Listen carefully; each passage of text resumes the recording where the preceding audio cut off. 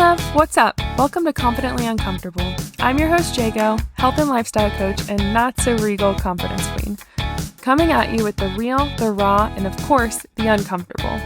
My mission is to show you that to be confident, it has absolutely nothing to do with being perfect or having it all together, and everything to do with you getting uncomfortable and pushing your limits. Thanks for joining me. Let's dive in. So today I'm going to talk to you about how to be powerful and stop being a robot.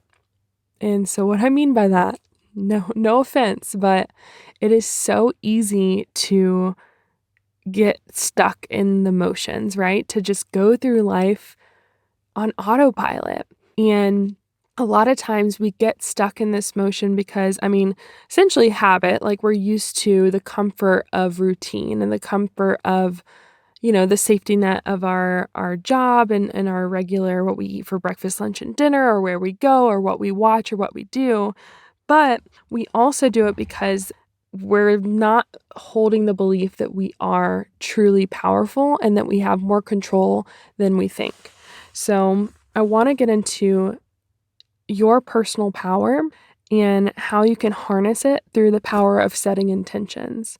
So setting intentions for your life, for your day, for an event will absolutely break you out of that autopilot robotic movement of just kind of checking boxes and bring you into a place of like everything you do, you are harnessing your power. You are being as strong and as confident as you can in every single aspect.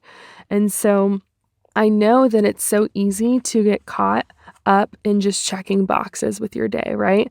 So at work, you're checking boxes to appease your position for your job and to your boss and to your coworkers, just appeasing them and having to check those boxes. So again, it's just done kind of through autopilot and from lack of like a conscious decision. And then at home, it can be the same thing. So it's like you're checking boxes to fill the role as a partner or as a mom or as a like daughter, son, or whatever that is. It's almost like we're doing it just because we feel we have to, instead of doing it out of intention and out of love and out of our own power and decision. So that can go as far as like even our own self-care and self-love. Like oftentimes I'll talk to a lot of women who they're like trying to almost check all these boxes of like, what is health, right? And it's like, they're like, okay, like I meditated, check. And I worked out every day, check. And I meal prepped all my meals and they look really pretty in the fridge, check. And I did my nightly routine, check. And it's, instead of being like an active participant in all of these things that they're checking off, they're just doing it essentially to do it, like just for the satisfaction of checking off that box. And we do this because we feel good out of the sense of accomplishment, right? So it feels good to do these things that we feel are required of us in specific roles or even in our life, because a lot of times it's easy for us to see check boxes, and when they're all checked, it makes us feel worthy, right? Because we're doing all the things. But I want to challenge that thought and tell you that checking boxes is not the answer to you feeling fully confident in who you are, to you feeling fully fulfilled in who you are and what you do.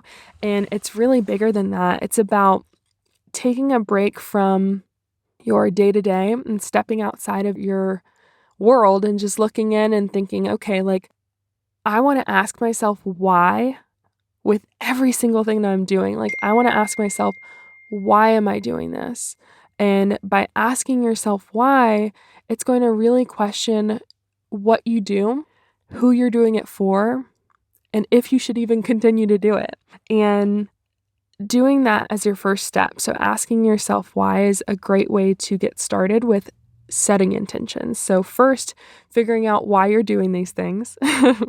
And then next, let's set some intentions. So I said like setting intentions for your life and for your work day and for an event. Like identifying intentions are going to stop you from just going through the motions, and it's going to finally help you live with purpose. I know there's certain times in your life when you feel so fulfilled, right? Like think back to the last time you felt fully like so happy to be alive, so in it with what you're doing. Like what were you doing, right? Most likely you were super present in whatever it was that you were feeling fulfilled at. But we get so stuck in the going through the motions, we kind of can lose that presence about us, like in everything that we're doing. So setting intentions can really help you be present with everything that you do. An example is like we have holidays coming up. So American Thanksgiving is coming up the end of November. And think back to like family holidays and all that fun stuff that it entails. Like there's a lot of food, there's a lot of stress and drama sometimes, there's a lot of overwhelm or anxiety or expectations of like what people think that Thanksgiving should look like and then what actually happens. And just there's so much that goes into that, right? And so it's easy to just think, all right, I need to just check all the boxes, right? I need to make sure that I post a pretty picture on Instagram of my family. So I want to challenge you, instead of feeling like the next holiday event or whatever big thing you're going to, you feel like you need to just check the boxes, instead of just feeling like you're going through the motions and trying to create some picture perfect fantasy world. I want you to instead take a second and set intentions for that event. And so I'm going to tell you now how to set intentions for an event like this. So ask yourself, what is my purpose for this event? So what is it that I want to get out of it?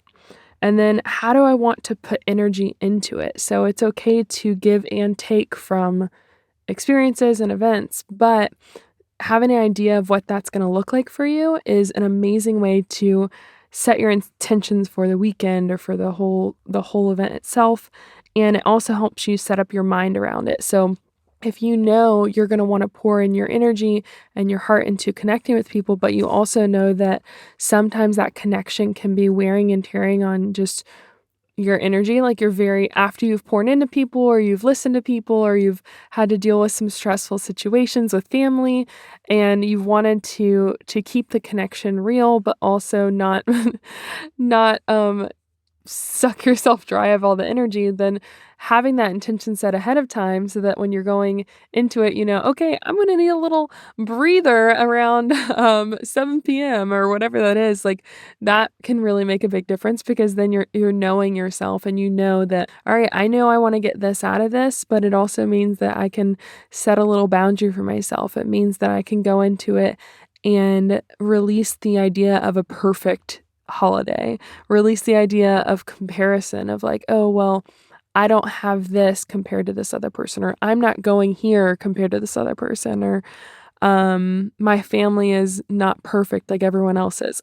BS. Everyone's is such, oh my gosh, everyone's family is crazy. So if you are struggling with that in the near future, I just want to remind you that it is not what it looks like on everyone's Instagram feed. So please just stay away from that if you're struggling with that. Again, competitive comparison mindset. Like you don't have to do all the things. You don't have to check all the boxes.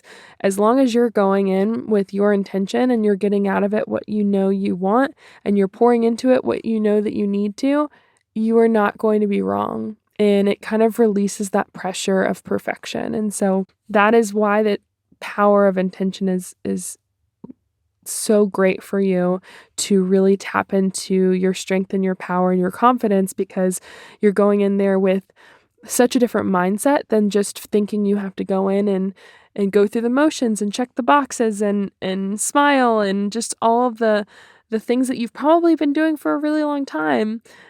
Question them a little bit in the best way possible. Ask yourself why, so that you can kind of reset your actions and start doing things with a more conscious awareness about everything that you do. That's my challenge to you, and I want to keep it short, but I want to hear kind of what are the biggest struggles you have with going into the holidays? Do you struggle with comparison? Do you struggle with feeling like you're not in control?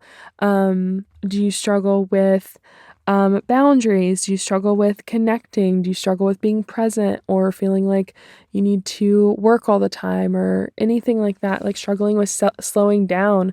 I want to touch on these like before the end of the year, so definitely let me know what you feel like that is.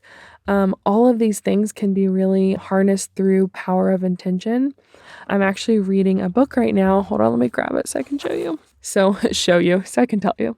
It's called Personal Power Through Awareness, and it's by Sanaya Roman, and I'll put it in the show notes, but it's called A Guidebook for Sensitive People, and I have absolutely just loved my experience with this because I have been for so long thinking that, well, I'm too sensitive or I need to just like buck up and quit like being so wary to other people's emotions. Like I legitimately struggled for so long to I thought I was needing to disconnect to my clients and to family in order to be stronger, right? And not like break down. But instead, I'm realizing that like that connection and empathy that I have for my clients when they're going through something is power in itself, right?